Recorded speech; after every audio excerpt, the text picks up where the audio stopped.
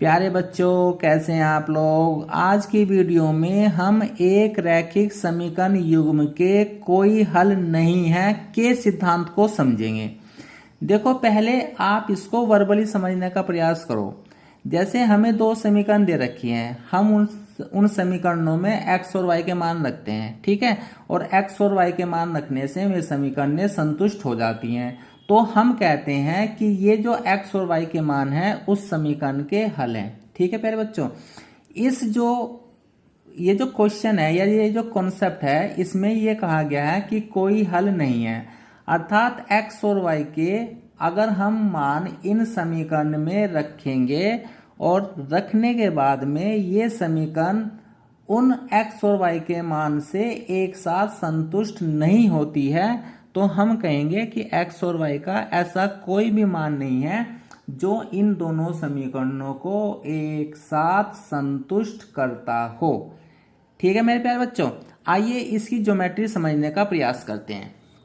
तो सबसे पहले लिख देते हैं हम हल, और हल लिखने से पहले हम जरा क्वेश्चन को पढ़ते हैं। के किस मान के लिए रैखिक समीकरण युग्म, एक समीकरण ये दे रखी है और एक समीकरण ये दे रखी है, का कोई हल नहीं है। इसे जरा समझने का हम प्रयास करते हैं कि कोई हल नहीं है। वर्बली तो हमने समझ लिया। तो सबसे पहले हम लिखेंगे इन समीकरणों को, 3x + y = 1, इसको मैंने 1 मान लिया। और दूसरी समीकरण हो गई 2k - 1x + k - 1y = 2k + 1, इसको समीकरण मैंने 2 मान ली। देखो, कोई हल नहीं रखता है, हमें कंडीशन दे रखी है कि कोई हल नहीं है। ठीक है प्यारे बच्चों, इसका मतलब यह है कि एक रेखा तो ये हो गई, इसको मैंने फर्स्ट मान लिया, और एक रेखा ये हो गई, इसको मैंने सेकंड मान लिया। अब आप देखो, ये दोनों रेखाएं आपस में कहीं पर भी नहीं मिलती हैं, या ये कहिए ये दोनों रेखाएं आपस में किसी भी बिंदु पर प्रतिच्छेद नहीं करती हैं, अर्थात इन दोनों रेखाओं में ऐसा कोई भी बिंदु नहीं है जो उभयनिष्ठ हो। देखो, इसके बिंदु तो ये हैं,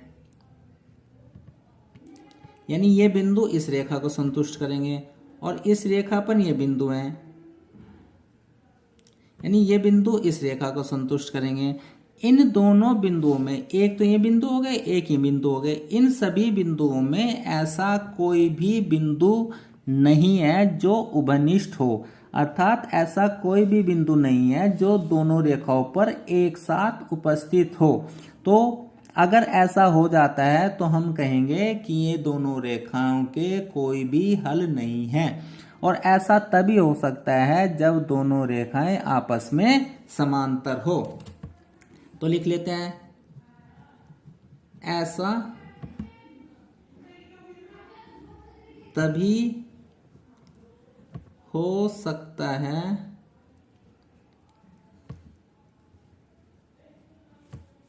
जब दोनों रेखाएं समांतर हो।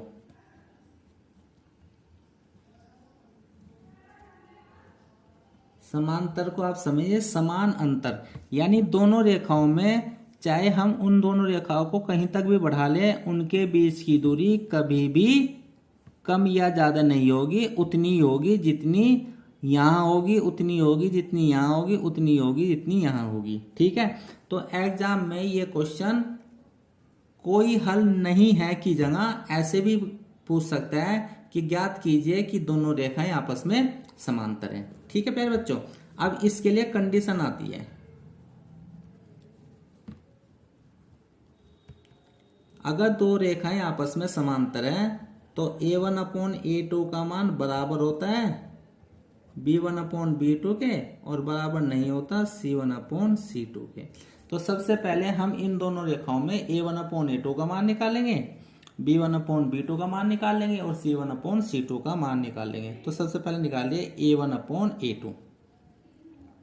देखो प्यारे बच्चों, a1 है पहली समीकरण में x का गुणांक, वह हो गया 3, और दूसरी समीकरण में है x का गुणांक 2k - 1, तो ये हो गया 2k-1। अब हम निकालेंगे b1/b2। b1/b2 में x y का गुणांक यहाँ है पहले समीकरण में 1 और दूसरे समीकरण में है k-1। फिर हम निकाल लेंगे c1/c2। c1 है पहले समीकरण में कांस्टेंट और दूसरे समीकरण में है कांस्टेंट 2k+1।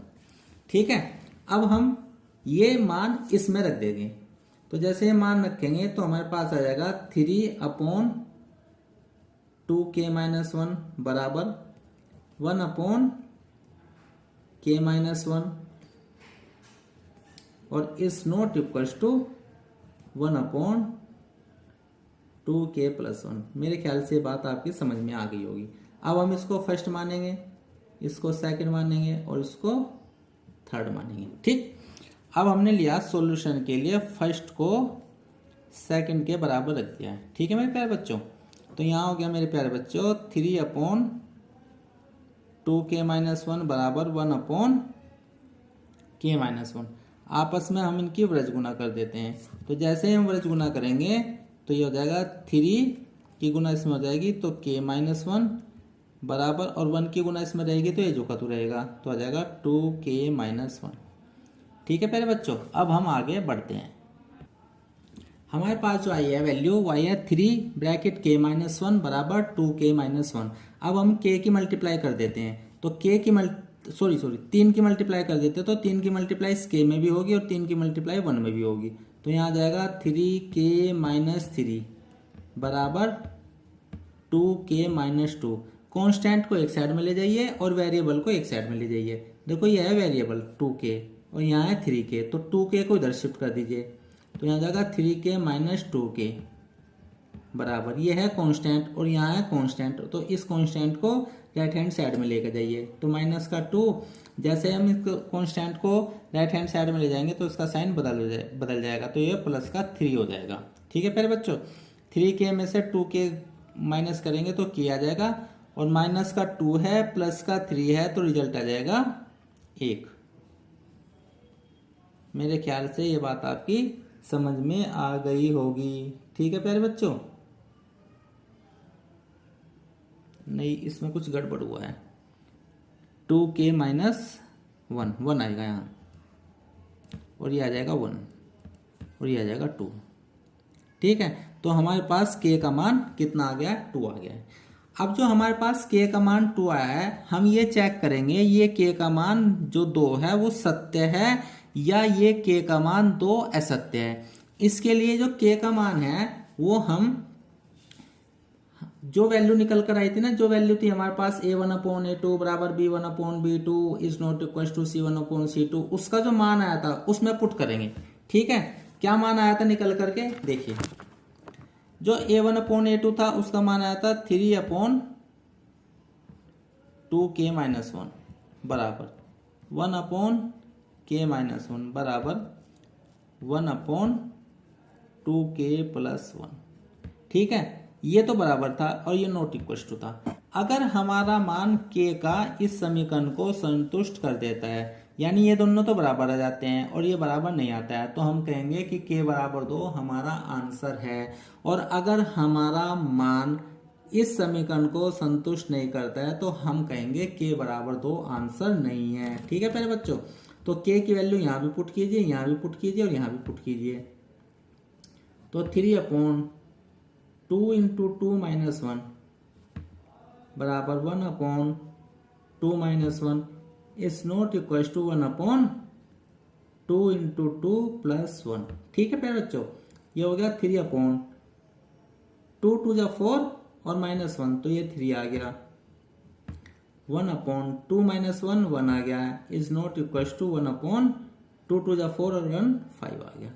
अब देखो 1 3 से 3 कट जाएगा तो हो जाएगा 1/1 बराबर 1/1 और इज नॉट इक्वल टू 1/5। देखो प्यारे बच्चों समझिए, अब ये दोनों तो बराबर हैं और ये बराबर नहीं है, क्योंकि ये भी 1 है ये भी 1 है और ये है 1/5। तो ये हमारे पास a1/a2 का मान b1/b2 के तो बराबर आ गया है, लेकिन c1/c2 के बराबर नहीं आया है। जो सत्य है, ऐसा लिखेंगे। अगर मान लीजिए ये भी मान 1/1 ही आ जाता है तो हम कहते कि ये सत्य नहीं है और k का मान 2 नहीं हो सकता है, लेकिन ये सत्य आ गया है तो हम लिखेंगे अतः अभीष्ट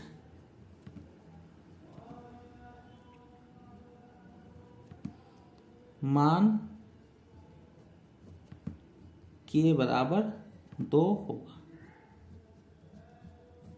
यही आपका आंसर होगा। ठीक है प्यारे बच्चों, आइए एक और क्वेश्चन को डिस्कस करते हैं। आइए क्वेश्चन नंबर 2 पर डिस्कस करते हैं। यह क्वेश्चन भी समझने की दृष्टि से बहुत ही इंपॉर्टेंट है। देखो क्या कहा है, के किस मान के लिए रेखा युग्म, एक रेखा ये दे दी हमें और एक रेखा ये दे दी, का कोई हल नहीं है। तो चलिए इसका हल लिखते हैं। हम इस क्वेश्चन को कैसे सोल्व करेंगे। एक तो हमारे पास में दिया है समीकरण 3x - y - 5 बराबर 0, इसको मैंने फर्स्ट मान लिया है। दूसरी रेखा दी है हमारे पास में 6x - 2y और -k बराबर 0, इसको मैंने समीकरण नंबर 2 मान लिया। उसके बाद हम निकाल लेंगे बेटा a1/a2 का मान। a1 x का गुणांक, a2 x का गुणांक समीकरण नंबर 1 व 2 में। तो 1 में x का गुणांक कितना है 3 और इसमें x का गुणांक है 6। जैसे सोल्व करेंगे ये आ जाएगा 1/2। ठीक, अब हम निकाल लेंगे b1/b2। b1 पहले समीकरण में y का गुणांक -1, b2 दूसरी समीकरण में y का गुणांक -2। जैसे हल करेंगे तो 1/2। फिर हम निकाल लेंगे c1/c2, पहली समीकरण में कांस्टेंट -5, दूसरी समीकरण में कांस्टेंट -k, और जैसे सोल्व करेंगे माइनस से माइनस कर जाएगा 5/k। मेरे ख्याल से ये बात आपकी समझ में आ गई होगी। अब हम आगे बढ़ते हैं। कंडीशन लिखते हैं कि समीकरण निकाय का कोई हल नहीं है। बहुत ध्यान से समझिएगा मेरे प्यारे बच्चों। तो इसके लिए हम लिखते हैं a1/a2 is equals to b1/b2 is not equals to c1/c2। अब a1/a2 का मान रख दीजिए 1/2, b1/b2 का मान रख दीजिए 1/2 और is not equals to c1/c2 का मान आ गया 5/k। ठीक है मेरे प्यारे बच्चों, अब इसे जरा समझने का प्रयास कीजिए। ये बहुत ही इंपॉर्टेंट डिस्कशन है। देखो, इसको मैंने फर्स्ट माना, इसको मैंने सेकंड माना और इसको मैंने थर्ड माना। अगर आप पहले दो को देखें तो ये भी 1/2 है, ये भी 1/2 है। ठीक, तो ये तो बराबर है, लेकिन यहां पर ये बराबर नहीं होना चाहिए, यानी ये कभी भी 1/2 नहीं आना चाहिए। अगर ये 1/2 आता है तो k का मान 10 होना चाहिए। जैसे आप k का मान 10 रखेंगे तो 5 से 5 × 5 5 दूनी 10, तो k का मान अगर आप 10 रखते हैं तो 1/2 1/2 और 1/2 आ जाता है। तो केस लेंगे पहला, केस फर्स्ट, इफ k बराबर 5, नहीं सॉरी 10, k का मान मैंने 10 लिया है तो यहां आ गया 1/2 1/2 और बराबर 1/2। मेरे ख्याल से ये बात आपकी समझ में आ गई होगी। अगर ये बराबर आ जाता है और क्वेश्चन में कहा है कि ये बराबर नहीं हो गया लेकिन इसमें बराबर आ गया, तो हम क्या लिखेंगे कि k का मान 10 नहीं होना चाहिए।